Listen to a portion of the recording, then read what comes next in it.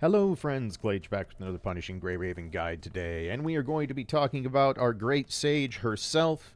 Nanami Startrail has arrived on the scene to take over the lightning tank role, giving Vera Garnet a much needed rest after a incredibly long time. This is one of the very first S ranks I ever pulled playing PGR, so Vera gets to take a break, get a little breather. Don't worry, Vera fans, she will be coming back in the very near future, so just hold tight on that front. But we are going to go over all the things you'd expect. We'll talk evolutions, Nanami's equipment, memory builds, her cub, my recommendations for pulls and building, and of course we'll talk about her team compositions and how to play the character. We are getting a much needed breath of simplicity after the PhD required learning that came with Lucia Pyroath. Nanami is much more straightforward, much more easy to pick up, and more or less operates the same regardless of your investments. So there are some minor tweaks here and there. We'll go over those in the combat demonstration, but this should be a shorter guide and not nearly as verbose and complex as the last one. So I think we're all very thankful for that. But let's go ahead and start getting into what makes Nanami Nanami and all the recommendations, all that good stuff. So I'm going to go into the evolution overview, except it's kind of glitched right now, so we're just going to go into the actual skill window and do it that way so, you know, you can read. But let's do the thing here. At S5, going to activate all QTEs on core passive attacks and ultimates. Standard S5. Every character gets this now. At double S, Nanami will automatically use a QTE upon leaving the field, so that's just nice free damage when you swap her out. After using her red or blue orb combo 2, she will be able to immediately go into another combo 2 by pinging another red or blue orb, and I'll explain what that means in the combat demonstration. The bare bones version of it is that it's going to speed up her rotation of getting into her axe mode and save you a button press, so nice quality of life there. Holding basic in her axe mode is also going to grant an extra 50 stacks if 100 points of starlight are consumed when she uses it. Again, I'll explain that in the combat demonstration, but just know that this helps set up for a very fast first ultimate on her rotation. She's also going to gain signature energy when switching to axe mode for the first time upon entering the field. So plenty of good stuff at double S. As always, this should be the absolute bare minimum you should go for when building a new character by getting a single copy from the guide and then using your pain cage skulls to get her to double S. At double S3, we've got another pretty strong double S3 here. I don't know if it quite is on the level of Pyroath, but it's definitely not far behind. The first thing she's going to get is extra resist shred, 10% more on her resist shredding attacks. That's always great. Brings her total resist shred up to 35%. She is also going to gain 100% extra damage on the hold basic attack in axe mode. The hold basic is a big part of her rotation. It's a big chunk of damage, so that is a nice extra chunk of damage. And in addition to that, she's going to gain increased damage on her ignition attacks and apply the combustible debuff twice as quickly. These only matter for the ignition elemental effects, and I will be going over that in its own video, so don't worry about it for this particular guide. Just know that if you intend to use Nanami in the elemental effects team, especially the ignition team down the road, double S3 is absolutely worth considering in the long run. At triple S, Nanami is going to gain another 10% resistance shred on her resist shred attacks, bringing her to a total of 45%. That is absolutely excellent for a tank. We will always take that. Her hold basic and X form is going to increase the damage of the next ultimate if it consumes at least 75 stacks, and if you're doing a rotation properly, it's always going to consume 75 and usually far more. She gets extra damage on her ignition ultimate for every 5 combustion stack debuffs. Again, that only applies to the elemental effects, so we'll just gloss over it here for now. Her first ultimate that you cast in the battle is going to grant 100 points of starlight. This is just going to speed up her overall rotation and is a very nice quality of life. And the last hit of her basic attack string when she is in axe mode is going to grant 16 extra signature energy. This is also very nice. Lastly, at triple S, you're going to get the switch cooldown decreased by 3 seconds for the whole team. As for triple S3, 6, and triple S plus, all the standard stuff you would expect. Increased damage on her core passive attacks for both rotations, the lightning and the ignition rotation. Increased damage on her orb combos. Increased damage on the hold yellow orb combo, which is only for the ignition mode. And then she's going to get a big old increase on ultimate damage at triple S plus. So there are the evolutions. As always, I recommend double S for your bare minimum. It's what these characters are designed to work with. It will make playing Nanami much more smooth. After that, double S3 is definitely worth considering if you're a modest spender. And of course, if you're a filthy whale like me, go ahead and go to triple S and beyond if you so choose to. Next, let's talk about Nanami's weapons. So, you will be happy to know that Nanami is not locked on her rotation behind her 6-star weapon. Her rotation will be more or less identical, regardless of which weapon you use. However, you will lose out on a notable amount of damage by not having the 6-star for a few reasons. One, it just has more attack percentage on it. Two, it's going to double the base damage of her hold basic attack in axe mode. Again, that's a big old chunk of damage, so that's going to be very noticeable. And the base damage on her Blazing Rift mode also doubles. And more importantly, what you'll really feel the hurt on in terms of damage loss is not being able to harmonize and not being able to have weapon resonances for the specific things you'll want on your tanks. So 6-star weapon is definitely recommended, but if you are strapped for cards due to the fact that we are in a triple patch with 2 paid S ranks, feel free to hold off for a little bit. She will operate just fine on her 5-star weapon if you need to. As for her cub, another very strong cub, back-to-back quite impressive cubs here. So the anglerfish is going to cause grouping when you use its active skill. That's always nice. Grouping is always a welcome addition, especially in war zones with multiple enemies. Nothing feels worse than one enemy going off to Narnia and missing the hit of your ult or your big core passive. So always good to have there. But in addition, it is a lot of damage on her main attacks, including everything she does in her lightning rotation, and her ult gets a nice boost from the main skill. Also getting the lightning damage boost from the skill is really, really nice. This also applies for the ignition rotation. So again, if you have any intention of dabbling in the elemental affixes down the road using the ignition rotation, the cub is absolutely worth considering. If you can afford the cub, definitely recommend it. Just like Lucia's, it is a big old chunk of damage for not a whole lot of investment, and grouping is always welcome. We love us some grouping around here. So as for my recommendations on where you should go in terms of what to invest in Nanami, first and foremost, get to double S. That is the bare minimum, as always. After that, I would probably prioritize the 6-star weapon just because weapon resonances and harmonization bring so much to the table. They add so much damage, especially because Nanami is a tank. She gets domain deconstruction. That is an incredibly powerful weapon resonance. After that, I would say 6 1/2 dozen the other between the cub or taking her to double S3. Both of them are notable upgrades. Whichever you prefer to do, the cub is going to be a little bit cheaper if you have cub tickets available, but if you can get her to double S3, it's going to be a notable boost. And then after that, triple S and beyond, as always, if you want to go into whale territory. Next, let's talk memory builds. If you want the set it and forget it memory build, you are looking at it right here. It is very simple. 4-piece of her signature set, Herschel. This is going to be on at all times, no matter what Nanami is doing, just like most modern characters. And then we are going to do 4-piece Heisen. Heisen is the lightning damage increase set. It's been around for a very long time, and it is now very relevant again, which is quite nice. If you cannot harmonize Nanami, if you do not have her 6-star weapon or do not have harmonization materials on deck right now, I would recommend swapping out Heisen for a 2-piece Einstein, just to get the extra elemental shred. If you can get the harmonization, Heisen is going to be your go-to option on this front. If you want to just build one set for Nanami, set it, forget it, and don't worry about it anymore, this is the set to do if you can harmonize it. As for your resonances, top resonance, any attack 15 is perfectly fine, doesn't matter which. On the bottom, you're going to want to do signature for all 6. And of course, Hypertune priority, Hypertune bottom row first, then the top, so you get the attack bonus from the bottom row. If you want to get into min-maxing territory with Nanami, she has a different option for Pain Cage. That will be swapping out the 4-piece Heisen for a 4-piece Kadi and harmonizing the second batch of the 4-piece bonus on her weapon.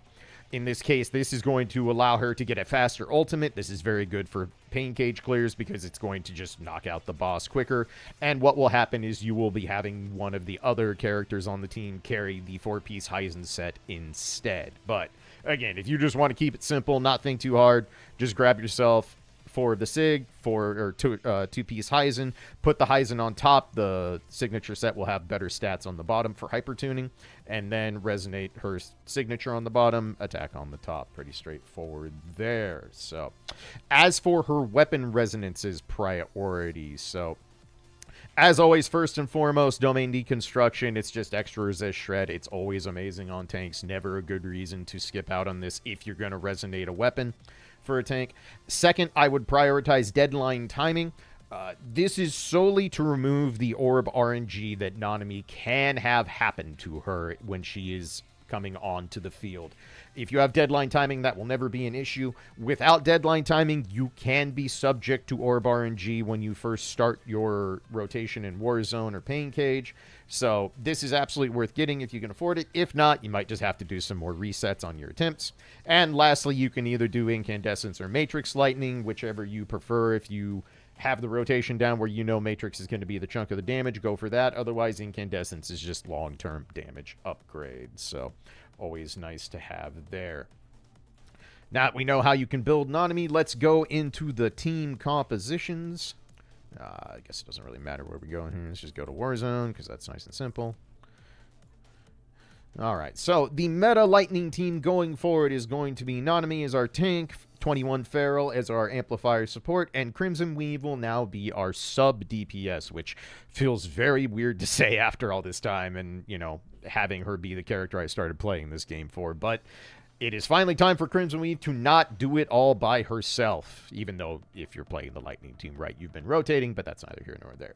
But anyway, as for the builds of the team, for 21, you can now basically set her on a single memory set and forget about it going forward. 21 isn't going to really have a reason to see the field going forward if you have the meta team, so she's going to become a dedicated QTE and ping bot. The easiest build you're going to do, 4-piece Da Vinci, 2-piece Guinevere, and then harmonizing 2-piece Einstein, or harmonizing any of the other. As long as you end up with 4, 2, and 2, you are good. As for the resonances on the top, you're going to want attack 15. I need to re-resonate this Da Vinci. I've been lazy. And on the bottom, you'll want to do the amplifier class skill. That is really all you need to do for 21. You can stick that memory set on her and forget about everything else going forward. As for weapon resonances, Superconductor Axial Ray is always a good go-to for when you're resonating your amplifier. If you know you're going to be in longer stretch battles, you can switch to Glorious Spear, but I tend to just prefer Axial Ray. It's just kind of the easiest way to do it for me personally, but your mileage may vary. But that covers 21. As for Crimson Weave Alpha, so when she is sub-DPSing, so Warzone, longer fights, Norman, stuff like that, you will keep the exact same set you have been using for the duration on Crimson Weave. It's going to be her 4-piece signature Diesel and 4-piece Kadi. As always, her resonances stay the same. Basic attack on the top, signature move on the bottom. Nothing changes there. If you want to get very min-maxy, you can swap to a Phantom Pain Cage set for Crimson Weave, as she will no longer see the field and becomes a QTE bot. For this, what we are going to do is swap her weapon harmony to Heisen. We always want someone carrying the Heisen set now due to how good the lightning damage and lightning resist shred is. So for Phantom Pain Cage or very short fights where Nanami is going to come in and burst down the boss, you're going to do 2-piece Gloria for the elemental shred resistance, 2-piece of Diesel just to give Alpha the extra lightning damage on her QTE, and then 4-piece of Heisens for the lightning shred. So this will allow Alpha to just speed up the entire shred, lower the defense. Nanami's going to kill things that much quicker with this setup. If you want to get extra min-maxy, you can boost her QTE level on the 6-star memories if you would like to. This is absolutely not necessary. This is extremely min-maxy, but right now we have so much serum and it's so easy to reroll memories, I went ahead and did it. Up top, just 15 attack. There's not anything important up there. You're not really going to see a huge difference with this, and of course there's no need to hypertune Alpha when she is on a support set, so... Gonna swap this back, because just like always, I will end up forgetting to do it if I don't do it now, and I will feel very silly when I go to do a run later, so... But those are your team builds in general. If you need budget options, if you do not have 21, just take your best amplifier that is the most well invested, and you will be fine. Doesn't matter what element it is at that point. We're just using it for the amplifier bonuses as they are. If you do not have Crimson Weave for some reason, you can use the newly released Yata Fulgor. We are getting, just like we did with Bridget and Teddy before, we are getting this character to SSS Plus for free. So you can have her come on the field. If you don't have Crimson Weave, but you do have 21, you can go ahead and swap 21 back to her field damage set and have Yata become the QTE bot. If you do not have Yata unlocked yet, but you have some older options, you can go to a double tank mode using Chrome Glory or Vera Garnet if you like. Just remember that Resistant Shred will not stack. It's just having something to fill out the team. Or you can go to another lightning attacker such as Noctis or Bianca Veritas if you are really strapped for options. But in general, go for the meta team. It's not going to be terribly hard to do. If you are needing to save cards because you don't have the meta team, do know we will be getting free copies of Alpha and of 21 in the next patch. So even if you don't have the meta team right now, you will very soon, as long as you get Nanami rolled and built. So just keep that in mind. Hey friends, Editor Clage here, because Recording Clage decided to be a dumbass and forget to tell you a couple key things for the teams real quick. One, Nanami becomes the leader, obviously, since she is the lead damage. Now you're going to want her to be the leader. 21 as the starter, and since 21 does not see the field anymore on the meta team, you can go ahead and swap out her normal cub for a copy of Lingya, so you get the passive extra orb when you use a 3-ping with her to start a battle. So it's not near as high a priority as it is for someone like Han Ying, where you really, really want that extra orb to be able to do the rotation, but it's still a nice boost. No reason not to have this. Anyway, back to Recording Clage. Those are your team compositions. As for, should you pull Nanami? Yes. Yes, you should. This shouldn't even be a conversation. This character is wild. She has massive amounts of lightning resist shred. She absolutely dumps damage all over the field, as new characters tend to do. She will make Alpha look, I hate to say it, kind of weak in comparison. That feels very awkward to say, but here we are. This is how PGR works. We have a new lightning lead, and it is Nanami. Absolutely roll her. Do not skip her. You will absolutely regret it. In addition to the fact that she now carries the lightning team, she also is going to be very important for the ignition team going forward. She also can be a tank on other elemental fix teams. So Nanami is going to be multi-purpose. She's going to be around for a long time. You're going to want to roll her. But that covers all the recommendations, builds, and stuff. So let's go ahead, get into some combat demonstration. This one should be a lot less brain busting, and we can teach you how to play Nana Knight. Alright, so let's talk about Nanami's kit and how to play the character at base level. This is going to be much easier to wrap your head around than Pyroath, I promise, and it won't take nearly as long to get you onboarded for how to play the character. So, first and foremost, as you can see, Nanami has an orb system that is very reminiscent of Bridget's orb system, where she always has access to a couple of orbs and another orb that's dedicated for other uses. So, how her orbs work is her red and blue orbs are going to be used to fill the core passive, the sword gauge down here. How these work is when you tap one of these orbs, whether it's red or blue, it will go into a combo state. So if I tap the blue orb, you're going to see it swaps to a different orb here. And what this is while that other orb is active, that means Nanami has started an orb combo. And if you complete the orb combo by tapping the same color you entered the combo with, it will consume as many of the orbs as it can, up to 3, and it will fill part of the core passive gauge. So if we go blue and blue, you see I get a part of the core passive. Pretty straightforward there. The idea is we want to use our red and blue orbs to build up the core passive gauge to full.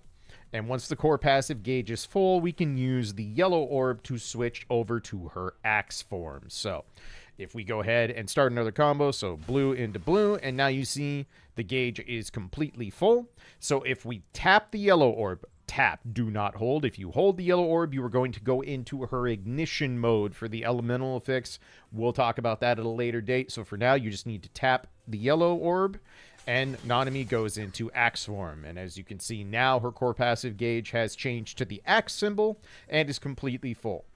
How this is going to work is we are going to spam basic attack to slowly drain the axe gauge down, and in the process, this will build up stacks over here with this number. This stack meter maxes out at a total of 300, regardless of your investment with Nanami.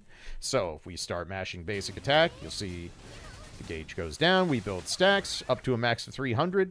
Once you have built enough stacks and the number is red, you can hold down basic and axe form to get the big ol' slam. The big axe slam will activate Matrix and QTEs if they are on cooldown, and it should give you enough signature energy to cast your ultimate. So, starting the big slam is an ideal time to to call your QTEs, because as soon as the slam hits, you're going to immediately go into her ultimate. And this will bring her back to her regular sword gauge, switching her back to her initial mode. Something to note, if you are higher invested, you will come back with a full core passive gauge. However, and I'll go over this more when we do the rotation, you're still going to want to use the orb combinations before you go back into axe mode. The reason for this is once you spend her ult, you go to nothing. You have no signature energy built, and as you can see, Nanami needs the entire bar, the whole sick gauge, if you want to cast ultimate with this character. So you're going to want to always go back and do another orb combo, spend a few orbs to get some signature energy built up before going back into axe mode. Do the same thing, spam the attacks, go into the slam, call our QTEs, tap ult, and we're back to square one. Pretty straightforward. That I kid you not, that is it. That's the whole kit. There are a couple minor nuances I'm going to show you, but if you can remember red, blue orbs to build the gauge, tap yellow to go into axe mode, spam basic attack to get the stacks, and then hold basic attack to spin the stacks, call your QTEs and ult, you did it. You are playing Nanami Startrail. Isn't that so nice and simple after Pyroath took all our brain hamsters, threw them off the wheel into the garbage disposal? But anyway, very, very, very easy to pick up. One of the easier characters to pick up we've had in a long time. I do want to show a couple quick quirks here. One luxury Nanami has is that on bring in, she will automatically go into combo mode. So your bring in attack will put her one step of the way through using blue and red orbs to go ahead and start her combo and build the core passive gauge. In addition to that, if Nanami is double S, and she should be, that should be your minimum investment, when you execute your first orb combo, so whenever you hit the second orb that starts building the core passive gauge, you can stay in the combo mode for a brief period and just hit another red or blue orb as long as there are 3 of them available to do the second combo and omit going from out of combo mode back into combo mode. So the idea is what we're going to do to fill the core passive gauge as quick as possible is we're going to bring in Nanami. We're going to tap red or blue, whatever there is. Keep in mind the number of red and blue orbs that come in when you start are random. So you're going to have to take a gander down at your orb gauge and figure out what you have available so you can spend 6 total orbs to get her into her core passive. But what we'll do is bring Nanami in. She'll already be in combo mode, so I'll hit either blue or red to start the combo. Then I will hit another blue or red. It doesn't matter which. You just need to have a total of 6 orbs, and that will get her core passive gauge in. So, bring in. I'm going to do blue, then red. There we go. Core passive is full. We can go into axe mode. Super, super, super easy. Now, another little trick with Nanami is that when you first bring her onto the field, if you want, after getting into core passive mode, instead of spamming basic attack to drain the gauge and fill up your stacks that way, if this is her first rotation, you can immediately hold basic. You'll build 150 stacks and can go immediately into ult. This is super useful for both Pain Cage and at the start of your Warzone rotations. So if you want to go ahead and learn that, it's very worthwhile. I will say that the nature of Nanami and Crimson Weave in Warzone is that their rotations are not going to be truly hard and fast because of the nature of their kits. Nanami doesn't have a lot of branch off in hers, but if you've played Crimson Weave for any amount of time, you're very aware that Alpha is kind of, it depends on what's going on. How much health do the enemies have left? Am I going to need to get all the way to Ultimate to finish this enemy off? How many stacks do I want to build before I do Thunderfall? That kind of thing. So rotations are much less strict and to the rule with this team than they are with something like the fire or physical teams, but you're still going to want to be aware of what options you have available and what you can do to run through the rotations and all that good stuff. But let's hop out one more time so you can just kind of see the basic, and then I'll go into the Warzone and actually break down the rotation piece by piece, and I'll have annotations for Nanami. I'm not going to do annotations for Crimson Weave because, again, Crimson Weave is going to be on a case-by-case basis depending on how much health and what wave you're on and all that good stuff. But let's go ahead and show you the basic rundown.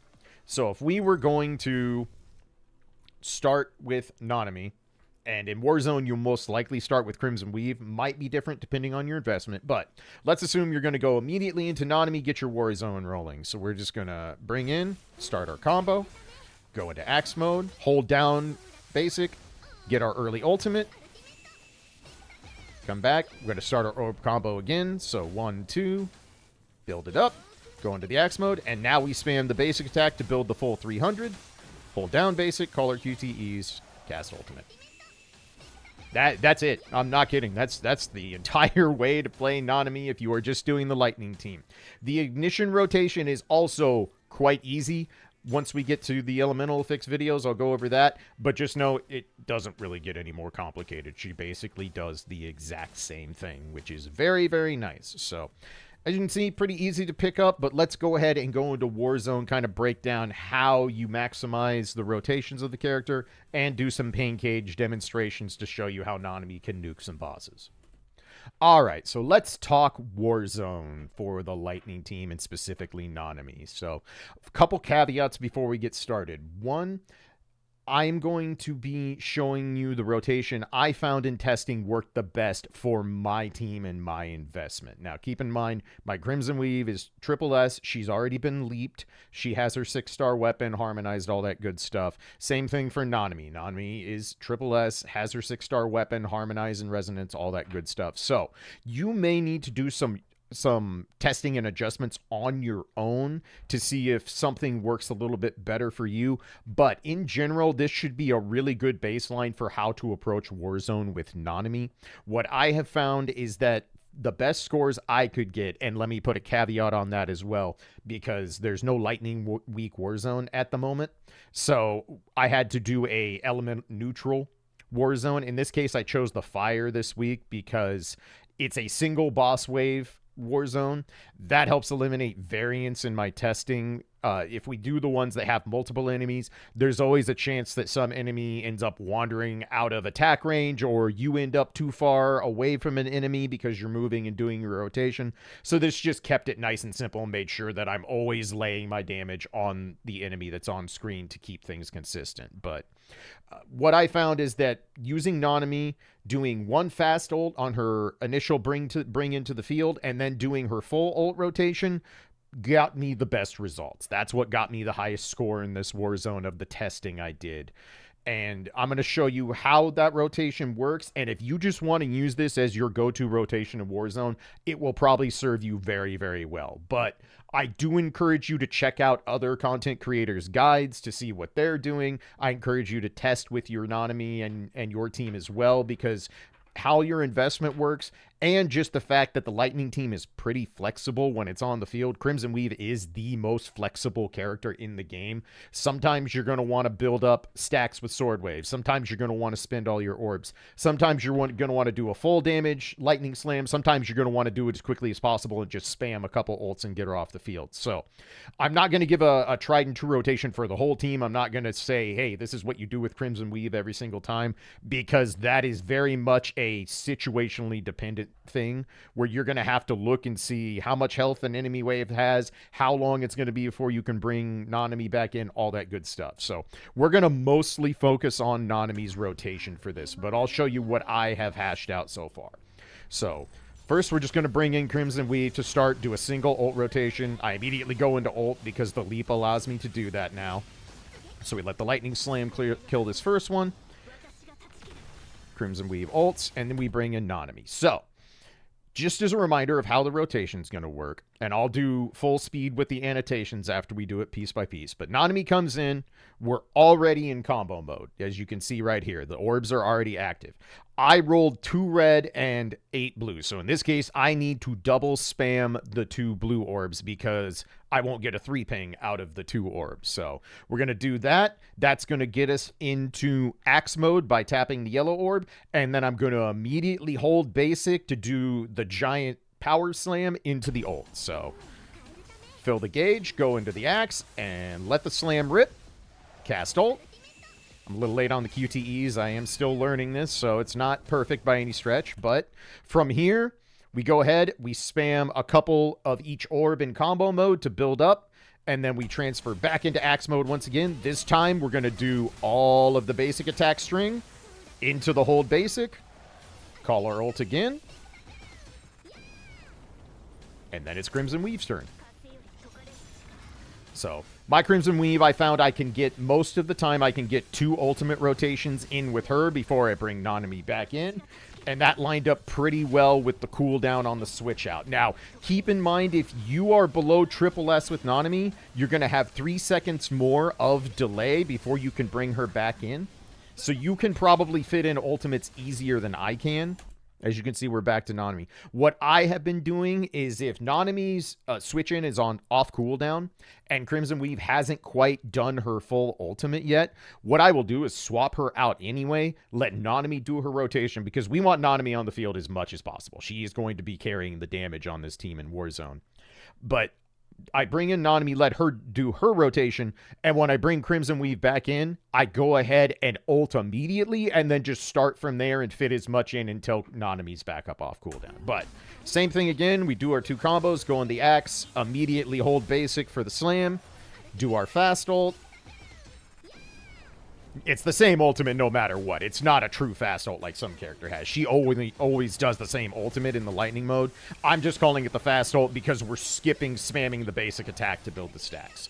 But that is the gist. That is what I do for this team. And then you just repeat ad nauseum for the rest of the run. So, let's go through this one more time from the top. I'll go ahead and commentate everything, and then I will put the annotations off to the side. So, Warzone's going to start. Bring in Crimson Weave. We're going to do a single ult rotation. However you want to do that rotation, feel free. Build as many stacks as you want. Lightning Slam. Whatever gets you to that ultimate, let her rip. And then we're going to bring in Nanami. 2 3 pings to build the gauge. Yellow orb. Hold basic for the slam. Go into the ult.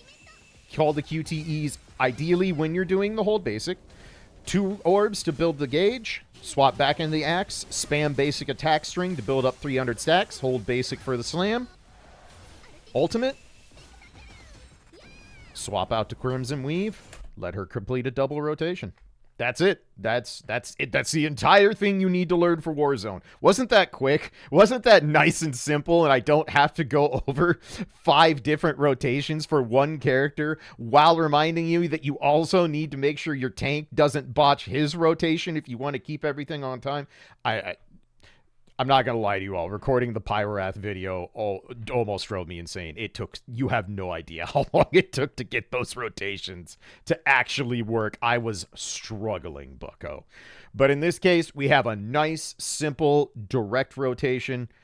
End of the day, bring Nanami in, get into axe mode, immediately hold basic for the slam into ult, then repeat the whole process. Spam the basic attack to build up the stacks, do the hold basic for the slam, do one more ult, you're good. Your entire Nanami Warzone rotation served up on a platter. So that does it for Warzone. We're going to go ahead and check out Pain Cage, and you'll be very happy to know that Pain Cage is even easier for rotations. So I'll be right back. All right, so for Pain Cage, I only have one to show you because, frankly, one is all we're going to need. I'm going to use Hamlet for this demonstration. I tried using some of the outlier Lightning Week bosses. Ironically, we have no Lightning Week bosses in Pain Cage either because just nothing wanted to be Lightning Week this week, even though we get a brand new Lightning unit, which is kind of silly, but that's also just part of the Global Sync patch doing what it does. It's not a big deal. But the good news is that if you understand the bring in Nanami and do the fast ult part of the rotation from the Warzone, congratulations, you're ready for Phantom Pain Cage. I tried the Lightning Week outlier bosses, and they died so fast that it wasn't really a worthwhile thing to show you, even on max difficulty. So Hamlet at least is element neutral, has the gimmick where the more 3 pings you do, the lower his defense goes, and he takes more damage. Spoilers, you're going to be able to more or less completely ignore Hamlet's mechanics on this. So, but very, very simple. All we're going to do, we're going to bring in Nanami immediately. We're going to ping our 2-3 pings on red or blue, whatever you have available, to get into axe mode by tapping the yellow orb. We're immediately going to hold basic and axe mode for the giant slam, cast ult, and that's literally going to be a wrap. It is that simple for Pain Cage. So come in, 2 combos, axe mode, let the slam rip, cast ultimate. He's going to survive with the smallest sliver, and that's because I hit my QTEs late. I hit them after the big slam. I hadn't quite gotten used to doing it early yet. If I do those early, he's very, very dead. But a single orb afterwards finishes the job. Pretty easy. Because that's so quick, just one more time, just so you can see it and kind of lock the fast ult rotation into the dome. Not going to put the annotations up because it's redundant, but 2-3 pings, yellow orb, hold basic, ult, boss is dead. Hamlet has 3 of the potential 8 stacks on his unique mechanic, the three ping mechanic. That should tell you all you need to know about how well Nanami can tear up the Warzone or the Phantom Pain Cage. And I am kind of scared to see what she's gonna do against the Lightning Week bosses when they become available, hopefully next week. But I think that's going to hurt. Do keep in mind, again, obviously my Nanami is decked out. Me being a filthy whale, it is what it is. So you might need to test and see if you need to do a full ult to get a kill. I think for the most part, doing the fast ult on almost anything that is not a super, super tanky brand new Pain Cage boss is probably going to get the job done for you. But as always, experiment, test out your own ideas, but in general, if you want the turn brain off, get rid of Pain Cage boss, I highly recommend just getting into axe mode ASAP, doing the big hold basic to slam, and then casting ult. That thing is probably going to be dead. But that's all we need to know. That's how you play Nanami Startrail. We got here. We got here so much faster this time. So that's going to wrap it up for the rotation demonstrations. Let me get back and we'll wrap up this guide.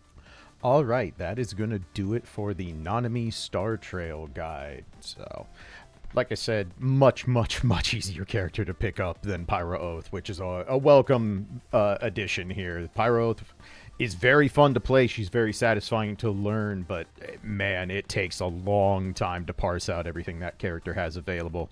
Nanami, much more straightforward, and it's always good to have Nanami back in the forefront of the game. She's the most positive, bubbly character. You can't not at least smile a little when this character's on screen. And in addition, she's really, really strong. Her damage output is absurd. Her lightning shred is absurd. She's going to be useful on the elemental fix teams, so just like with all the new S ranks, it's not really a surprise when I tell you don't skip Nanami. If you can at all afford it, pick this character up. She bolsters your Lightning team. She can solo for the Lightning team if she absolutely has to. It's not going to be efficient as doing normal rotations, but she's good enough to do it, and you will definitely be feeling the pinch on your Lightning and eventually the Ignition squads if you don't have Nanami ready to go. So definitely recommend picking her up. Again, if you need to put off her weapon, put off her cub, you can totally get away with that. Her rotation still works just fine. You're just going to miss out on some damage, but she plays almost identical even if you can't afford to get the extra equipment right now. So Let me know if you have any questions, if anything doesn't make any sense, you want some input on how to handle things. Again, when it comes to things like Warzone Rotation, Nanami and Crimson Weave both have a lot of wiggle room to adjust based on how healthy the boss wave is or how much time is left, you know, so these characters are going to be a little bit more freeform, just like they've always been with Crimson Weave, and now Nanami as well. You have a choice whether you want to do a bunch of fast ultimates in a row or just do the full mash out the rotation the whole way. So just practice a little bit. I think you'll pick her up really easily, and if you need anything, advice, input, what you should prioritize in terms of what you have for roll currency, just leave me a comment down there and I'll get to it and try and help you out. But that is going to do it for this one. I will be back soon with some more just general videos about this patch. There's a lot of modes I want to talk about, one in particular that I think is very important to PGR. So there'll be more videos here on tap very soon. But for now, if you enjoy it, of course, leave a like. If you want to do the YouTube stuff, I always appreciate it. Never necessary. But thank you, as always, for the feedback and for supporting the channel. It continues to grow, and that makes me happy because it means more people are interested in PGR. More people are interested in PGR. Game stays healthy and strong, and that is all I need for a reason to keep doing this. So appreciate y'all. Y'all take care, and thanks for watching the guide. Catch you in the next one. Peace.